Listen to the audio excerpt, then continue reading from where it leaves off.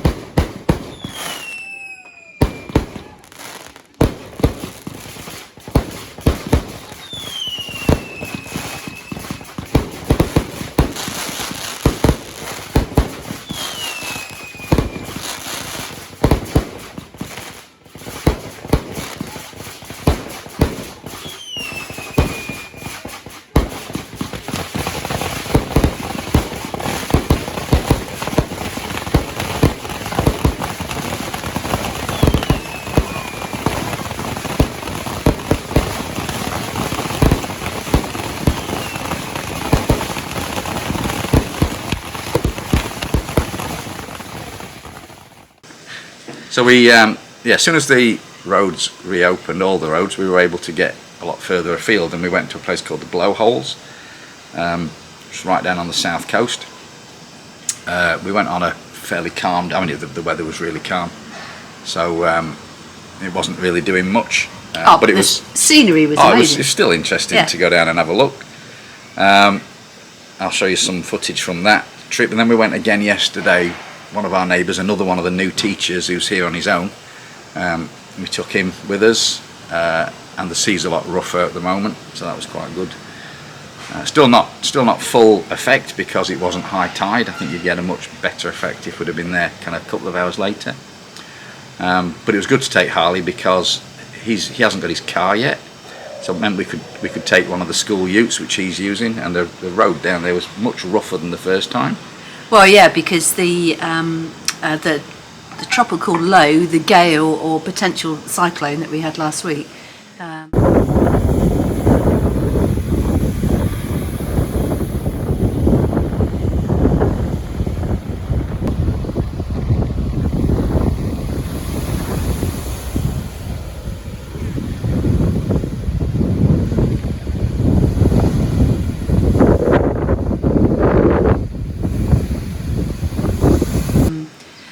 Huge amount of rain has obviously washed away the surface of some of that road, and it's very pitted and a hell of a lot rougher and covered with debris. Yeah. I'm from the first time we went down. Didn't have our car. We Yeah. can knacker up the school ute. We did think about going somewhere else. We tried to get down a road well, we did actually get down the road, but we didn't get to the place we were gonna look for. but that road was really Yeah. overgrown, and we had Yeah. to sort of get out the car, Take the odd tree out the way. break bits of tree off, because yeah. So again, glad it wasn't our car. Anyway, yeah. So blowholes. There's some footage of the blowholes.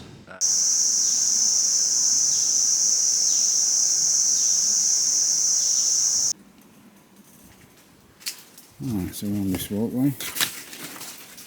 Ooh, they're a bit sharp.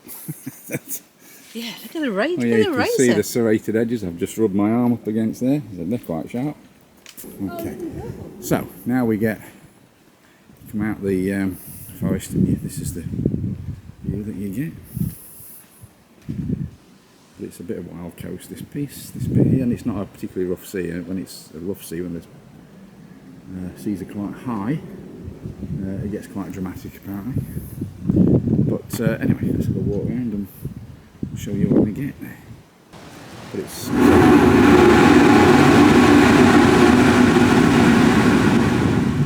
listen to that. Wow.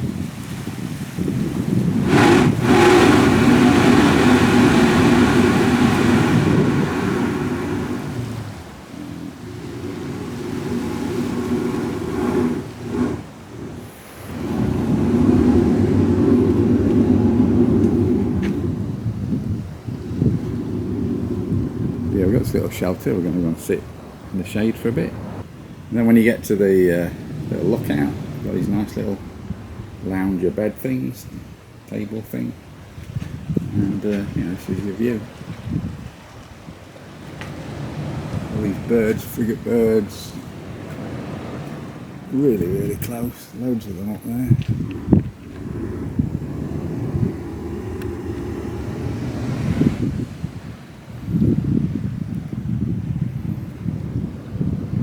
Nice if a brown booby came to visit.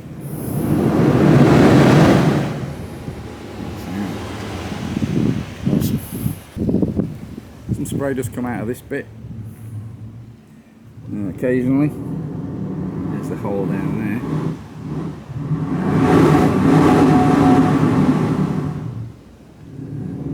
I've seen a couple of times, just a fine bit, not much really. So the booby on the fence there. Okay, I'm not a biologist. I've never studied biology or anything. I don't know what the difference between species and families and genus. I don't know. But boobies are kind of like gannets in the northern hemisphere. So I don't know if it's the same family. I don't. But there's 3 types of booby on the island. So this is a brown booby. There's a red-footed booby, and there's an Abbott's booby. Abbott's boobies are only found on Christmas Island. They're much bigger than these. They're massive. We saw some when we were out on the boat yesterday.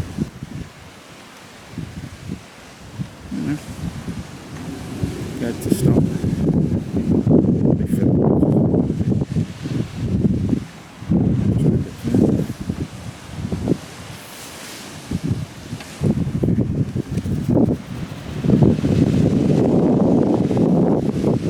Back. It was there when we first arrived. Just going to sit a bit further away probably.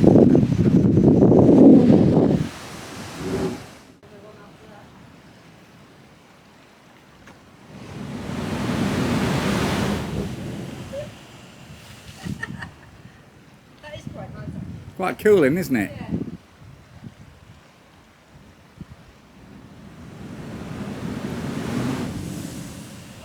That was wetter.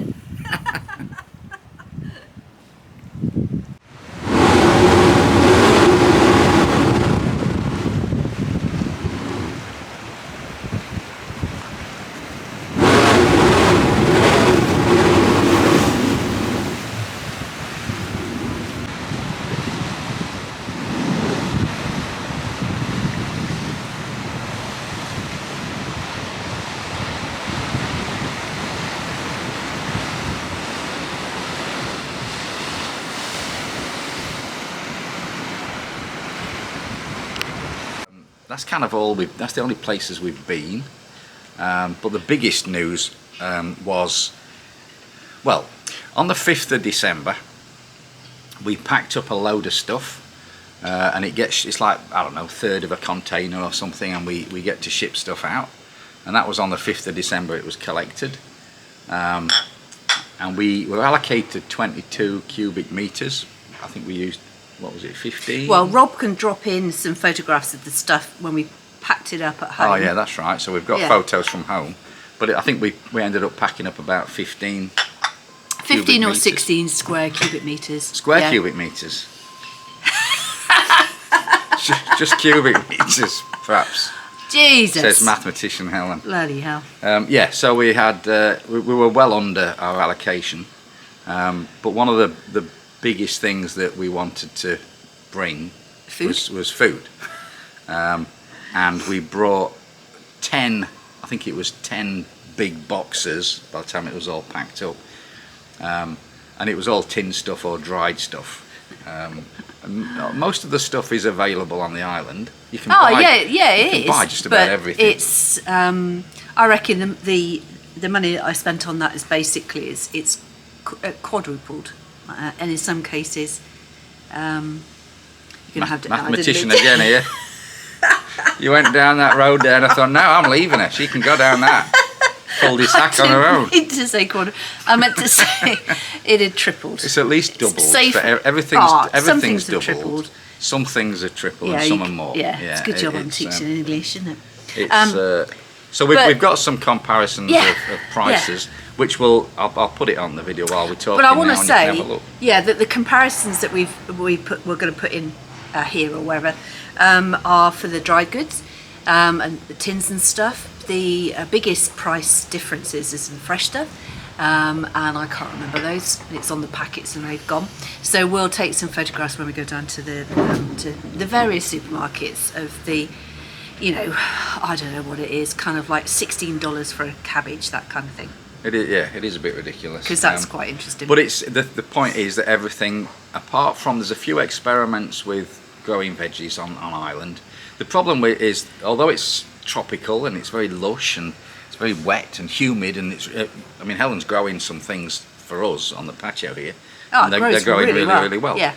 So you're thinking, well, why aren't people growing stuff? And it's because you can't grow stuff in the soil. So everything has to be in kind of beds. There's nematodes in the soil and all kinds of nematodes. What's up with you? Nematoids? Toads, toads, nematodes. We have to check that actually. We don't have to check it. Anyway, so because the soil isn't good for growing crops, people are having a go with sort of hydroponics, and there's little farms and stuff, and they're supplying some of the supermarkets. But everything else, basically, essentially, including most of the fresh stuff, has to be flown in. Alright, but the big news in the past 5 weeks is that we've got all our stuff that was shipped out back in December. Yes. And very lucky to have it in March. We have stories from other people who've done this, and they get their stuff in July, even August, some people have said. So it's unusual to get it so early, but the sea was so calm, the boat was able to dock and unload and everything. So yeah, we got the car first, and then all the other stuff we got 3 or 4 days ago. Yeah. So that's really, really good. So the cupboards are now absolutely jam-packed full of food. Yeah, that was quite satisfying. I'll show you some photos of the doing our shop of the pantry. Yeah, and lots of stuff in reserve because things are so expensive, and that's the main reason. You have to do things a bit different over here. Like I have never looked at sell-by dates as closely as we have over here. So back home, if you saw something that was close to sell-by date, you'd put it back. Here, if it's in, if it's like it's got a month left to go, you're like, oh, that's absolutely fine. And if it's got 6 months to go, that's a complete win. And you've got notes down here. I have actually, but have I actually said that thing about the fresh veg? What about the fresh veg? About going down to Mean Chung's? I think I have, haven't I? Yeah, all right, I said it. Nibbles, no notice. Oh, yeah, I mean, the social life over here is brilliant. And you're quite likely to have really lovely people say, drinks on our deck, or we're going down to X, Y, and Z, or whatever. But it's... Sorry about that, battery change. What were you saying? We weren't bored or anything. Look, no, I was just saying that people are really great with just impromptu going for drinks or whatever, and as usual you've got to take some nibbles and stuff. But you can't like nip down to Coles or whatever and buy stuff. You've got to have stuff in. You've got to have food in the fridge that you can do something with to take with you. So that's been a bit of a challenge, isn't it? And a tub of Pringles is like $10 as well. Yeah. Anyway, that's even what the I was ones that gonna are not proper Pringles. say. Yeah. Yeah.